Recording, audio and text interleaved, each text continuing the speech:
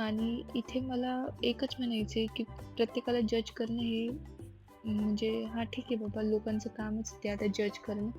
पण मला खरंच हर्ट होतं, की मला जे म्हणतात ना कोणी, की तुला काही येत नाही, काही नाही, तुला काही स्वयंपाक बनवता येत नाही वगैरे असं तसं. मला चांगलं वाटत नाही. ठीक आहे, मला एवढंच म्हणायचं होतं. आता इथे बनवते मी अंड्याची चटणी. तर अंड्याच्या चटणीमध्ये मी जास्त काही टाकत नाही. कांदा, हळद, तिखट आणि त्यानंतर ते परतून घेते आणि मग त्यामध्ये अंडे ॲड करते आणि मीठ टाकते वरतून आणि कोथिंबीर असली तर कोथिंबीर टाकते, बाकी काही टाकत नाही आणि तेवढंच टाकल्यावरती खूप छान चटणी लागते ती आणि मला खूप आवडते तशी.